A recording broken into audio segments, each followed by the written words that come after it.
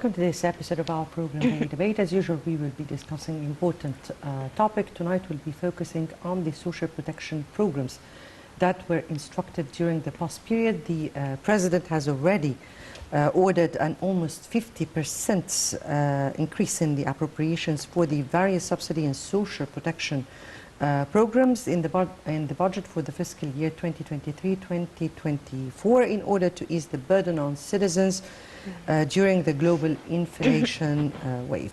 The President also during the past period has followed up with his instructions and also the process of developing the National Authority for Social Insurance within the framework of a comprehensive future vision, which includes modernizing the administrative structure of the authority and its insurance headquarters, including the citizen service offices, in addition to promoting mechanisms and digital transformation and developing the human resources or the human calibers.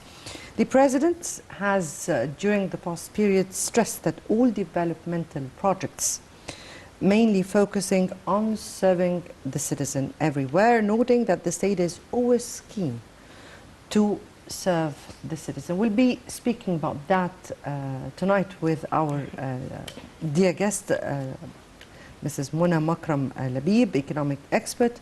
Thank you so much for being with us. Thank you, dear. Thank you. Thank you. And before we delve into our discussion, let's first have a quick look on this report. And Egypt needs 70 trillion to achieve aspirations of Egyptians for development, according to President Sisi. Let's watch.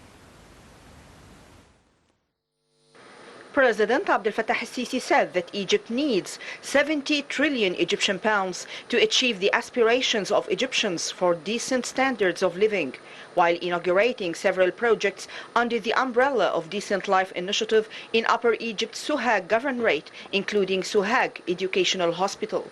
The President said that the governorates of Upper Egypt had suffered for decades from lack of services, as he was illustrating on the state steps to provide basic necessities and services to the residents of Upper Egypt. He added that Egypt needs 60,000 classrooms annually at the cost of 60 billion Egyptian pounds to keep pace with population growth. El-Sisi said that Egypt faced the repercussions of the Russian-Ukrainian war by increasing social protection measures, noting that managing this crisis was based in the first place on efforts to reduce its direct impacts on the citizens by implementing an integrated series of social protection measures and working to reduce the waves of inflation that hit the world and cast a shadow on us all. The President stated that Egypt was still dealing with these repercussions and that the economic reforms it had undertaken enabled it to withstand the global crisis. The head of state said that in parallel with those measures, the state worked to boost the role of the private sector, attracting direct foreign investments to support macroeconomic indicators, adding that the state also implemented initiatives and strategies to localize industries and to support export, as well as to reduce the balance of trade deficit, which is directly reflected in the value of the annual import bill. He also said that he instructed all state institutions to give development in Upper Egypt top priority, especially in the fields of health and education, in parallel with the mega projects. For his part, Prime Minister Dr. Mustafa Madbouli indicated that Upper Egypt's governorates have received 1.5 trillion Egyptian pounds worth of investments through the past 7 years, revealing that a quarter of the state's total investments have been spent on projects in Upper Egypt. He added that the total investments implemented and underway in Suhag amounted to 102 billion Egyptian pounds. Dr. Madbouli said a total of 415 projects were implemented in Suhag. He added 32 of these projects centered on building and developing hospitals and medical centers at a cost of 5.4 billion Egyptian pounds. The Premier revealed that there are 324,400 beneficiaries from the government initiative Takaful wa Karama that provided a total of 11.4 billion Egyptian pounds in financial aid to more than a quarter of Suhag's residents. He added that furthermore, 2.4 billion Egyptian pounds was given in the form of loans to stimulate economic growth, resulting in carrying out 117,000 projects.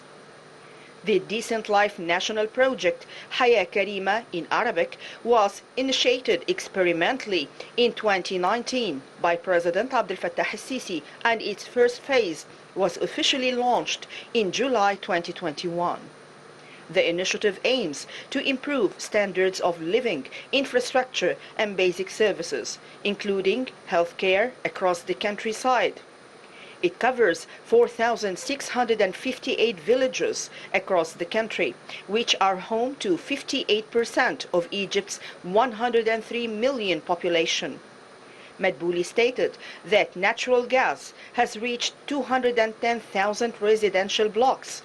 In terms of roads, 360 roads have been built since 2014 at a cost of 3.4 billion Egyptian pounds, with 245 currently in progress. Moreover, there are now 4 axes connecting the east and west bank of the Nile, which have been built at a cost of 10 billion Egyptian pounds, he said. The Prime Minister said that since the launch of Decent Life initiative, the following projects have been carried out: 183 educational centers, 48 youth centers, 44 medical centers, 30 governmental centers, 30 agricultural centers, and 150 postage centers. He stated that 37 projects for drinking water have also been completed, and that progress is being made on 181 sewage system projects.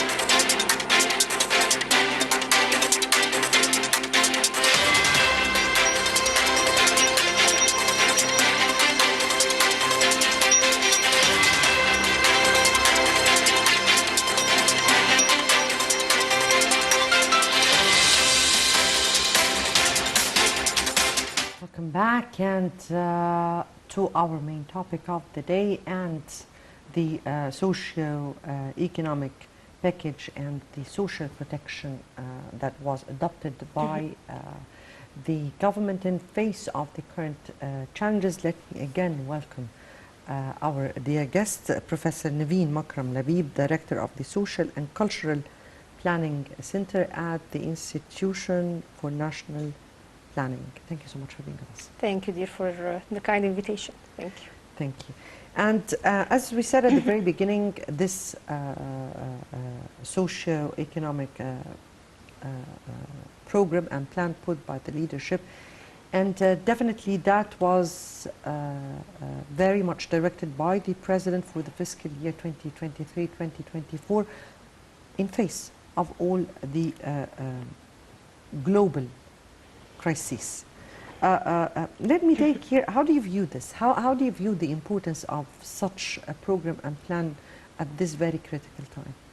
Actually, I see it as a very good way of our government and of our president in order to deal with the economic crisis and the needs of the less privileged people who are really affected nowadays with these problems.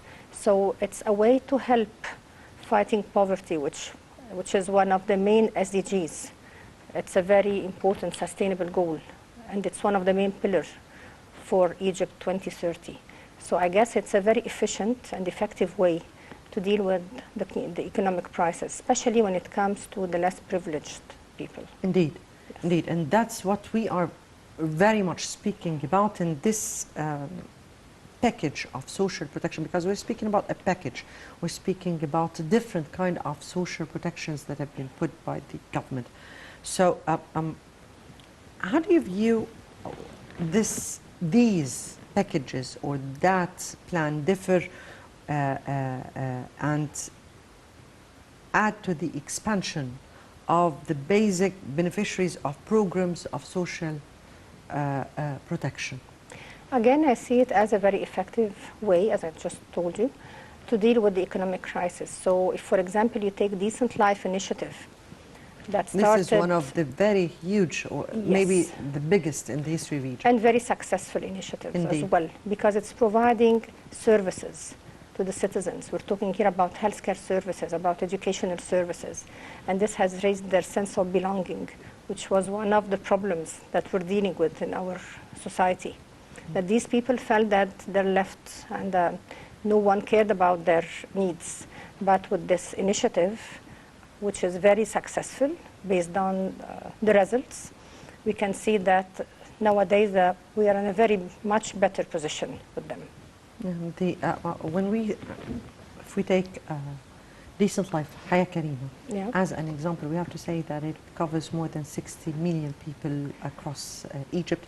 First phase already has covered that some, and the second phase, which has started since January, will be 21 million others. And then we have the third phase, and we have the healthcare services, Definitely. we have the health insurance projects. I guess that it covers all sectors. Yes. From housing till training till empowering. Housing, training, empowering, healthcare, education. Services. Yes. At large, indeed, indeed. Yep. This is one kind of the social protection the President has directed with. It is a presidential initiative after all. Other presidential initiatives were Takaful and Karama. Ibda. Shoulder by shoulder. Yes. Ibda. Or start. Helping with the industry.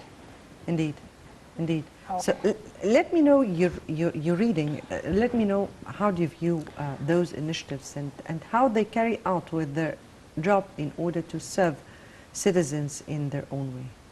Actually, it's dealing with with our Egypt Vision 2030. So we're talking about the Sustainable Development Goals, how to help our country achieve these goals, especially when we're in 2030 right now, and now we're working with the 2063, hopefully, the other vision with Africa. So we cared about measuring and assessing the healthcare services, the educational services, how our government is dealing with the less privileged people when it comes to their needs. So I see it again as a very successful way, very successful initiatives, especially that it can get along with the digital transformation initiative that we're applying nowadays in all of our institutions, and with the artificial intelligence strategy. Indeed. When we speak about, we're speaking about the digital transformation at large, because this is the main theme right now the state is maintaining. The country is totally transforming into digital. Yes. Very much indeed. But before we go into this, let me take here, in all his statements and in all his directives, the President has always urged the private sector, the NGOs, to further contribute in those initiatives and in social protection programs. How do you view the importance of that? How do you view the role of this, these sectors? Again, let's link it with the SDGs, Sustainable Development Goals. So you'll find that this is the Sustainable Development Goal number 17. That's how the NGOs can contribute with the government. How can they contribute? They can and help. What their role is? Okay. They can help the investors. They can help with some ideas. They can help in the training sector. So it's not only providing funds, but providing training and capacity building for example, the startups. So you find many startups in Egypt, and these youth and these fresh graduates need the help of not only the government, but also the private sector and the NGOs. So you'll find many initiatives coming from the NGOs and coming from the private sector in order to help, in order to support, whether by providing training, soft skills, providing marketing courses for them, providing some IT computer courses for them, and providing funds. So we need this triangle. We cannot rely only on the initiatives provided by the government. We need to help our government as well. One of the big services that is really put by several initiatives is empowering women, Yes. empowering youth, in terms of helping women achieve the role, particularly the household, and training youth in order to be able to help themselves. In your capacity as director of the Social and Cultural Planning Center, let me know more of what is being done, particularly in such domains. We're speaking about rich. This is the real richness of our country. Okay, actually we had a seminar 2 days ago about women empowerment in the Institute. And with this Institute, we have focused on how to empower women, whether if we're talking about social empowerment or economic empowerment. So we have both sides. And again, going back to artificial intelligence, which is my specialization, because I'm professor of AI, teaching AI not only in Egypt, but in India as well. So we're focusing on trying to educate women, trying to give them some training courses about the artificial intelligence, about digitalization, the digital transformation, in order to empower them economically. Because if they are well trained, then they will be able to work remotely, whether with the local market or within the global market. And it will be kind of a way to have a good income, a decent income. So that's our vision of helping women.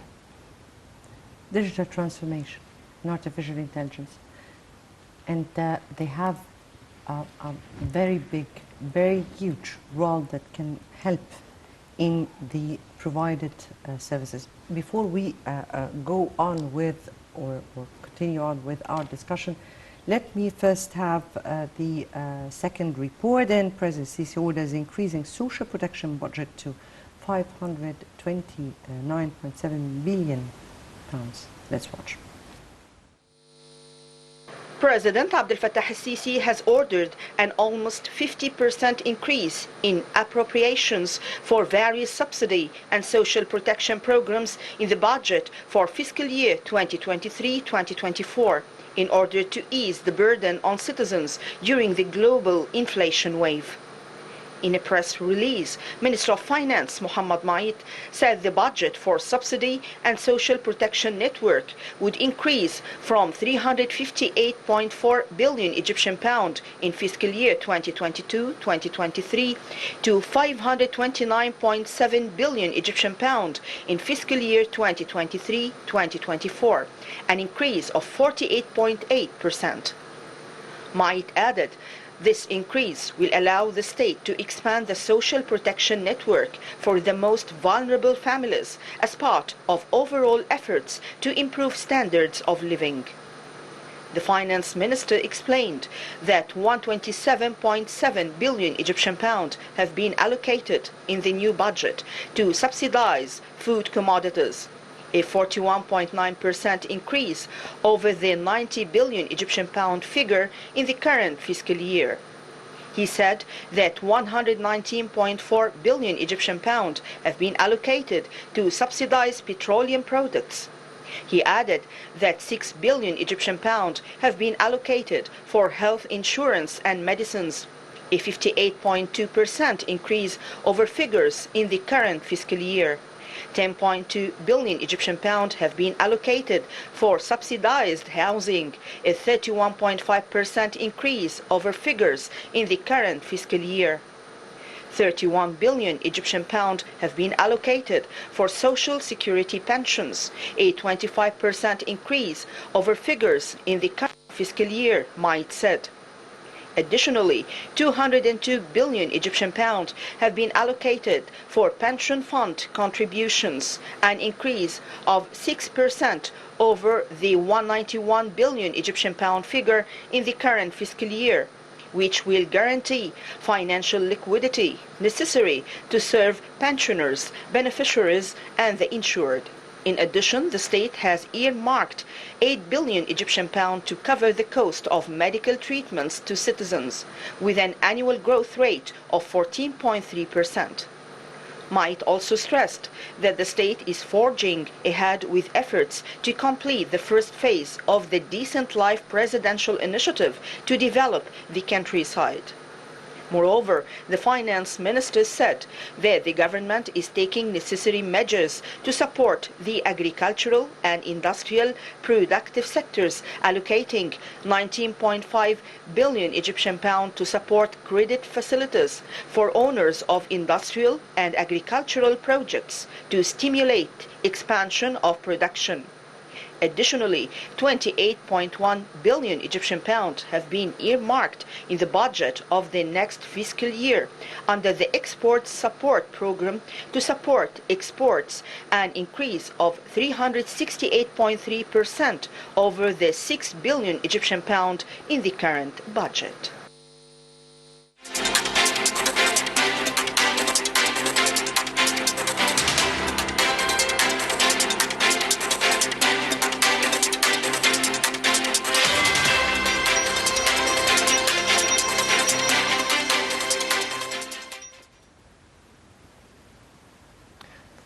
Right, welcome back, and back to you, Professor Naveen, and digital transformation.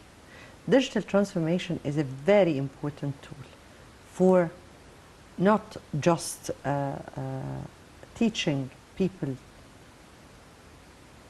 but also to have the database so services can really be distributed in the best way.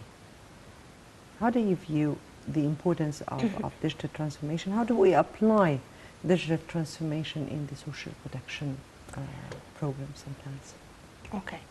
Before talking about how to apply the digital technologies, not only digital transformation, in the social protection programs, let's kind of define what's digital transformation, because for some people, they think that digital transformation is equivalent to automation, which is not the case.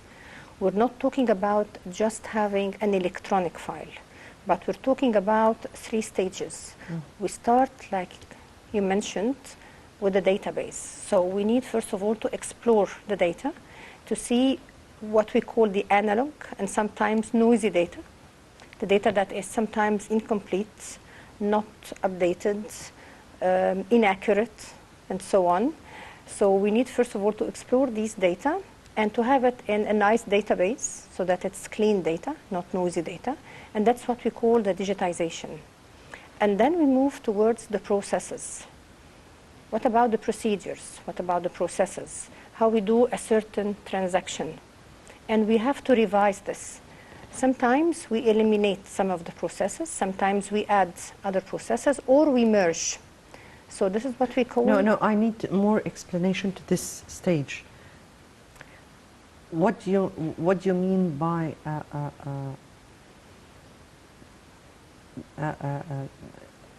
eliminating and I mean the whole process? I didn't get exactly what you mean by that. Eliminating some data or no, eliminating some processes.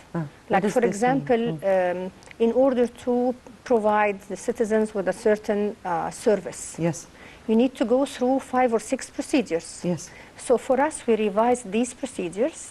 They are called in our IT jargon that processes. So we revise. Sometimes we find unnecessary processes. So we start by eliminating these processes before the automation phase. Because some people think that we take things as is and convert it to electronic services, which is not the case. Sometimes we manage to eliminate and make things shorter and easier for the citizen. Okay, because digital transformation has an ultimate goal. Decreasing their yes, decreasing the effort, the burden, the time, needed to have a certain service or to provide a certain service to the citizen. And a more accurate one. Exactly.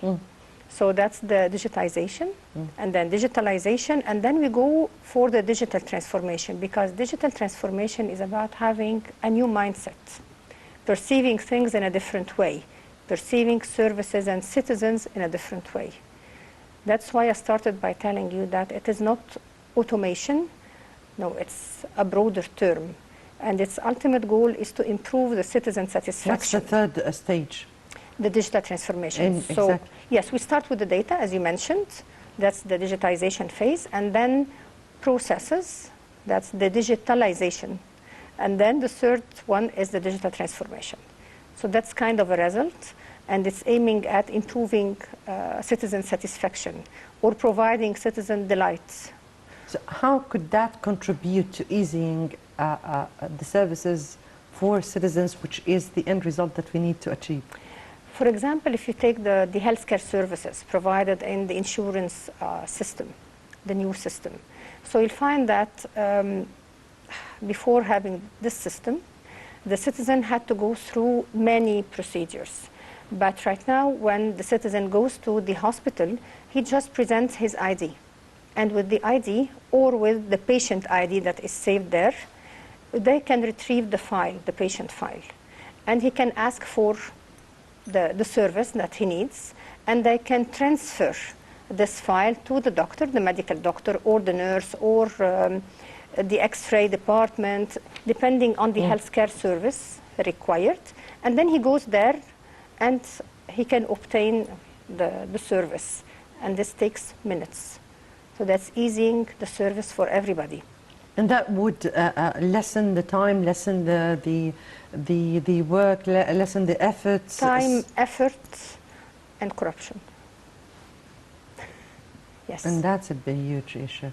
Yes, that's one of the main benefits. So that's what or the protection that is needed is really delivered to people who are who really deserve it. Yes, yes, and that's something very important, particularly in this area where... With the social protection, you need first of all to know if this citizen really needs the service provided, whether healthcare, educational, housing, electricity, whatever. Indeed. So that's our contribution with the artificial intelligence. We study these models and we try to help the initiatives to focus on the really less privileged people, the people who need this service. Professor Naveen, you know that what you just mentioned right now needs a whole episode? Yes. We'll be speaking about that once. Let me go back to our topic tonight because it's the topic, but we need to speak more about how digital transformation can do all this serve, prevent, find. We need to make an episode. Anyway, let me here take, how do you preview the importance of social protection? What is social protection in the first place? Why is it inevitable, particularly in light of the challenges the whole world is seeing right now? Actually, you're talking about procedures and policies that the government apply in order to help, again, the less privileged citizens, especially with the economic crisis. And that's a worldwide crisis, because sometimes people say that we suffer from many economic problems, and we keep on telling them that we're in a very much better status than other countries. We're suffering from many external factors, as we say again in our IT jargon. So that's because of the war, because of COVID-19. We had many crises, and that led to this economic crisis. So having these protection programs from our government, I guess, is a very good way to fight, again, to fight poverty and to help citizens, especially in these difficult times. Indeed.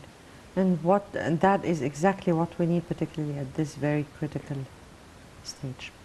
Unfortunately, my time is out. But we need to really cover several points that we spoke about, so in other Inshallah. episodes. Yes. Professor Naveen Makram Labib, Director of the Social and Cultural Planning Center, the INP, we thank you so much for being with us tonight. Thank you very much, dear. Thank you. Thank you. And dear viewers, many thanks for watching that. Next debate would be on Sunday. Have a nice weekend and good night.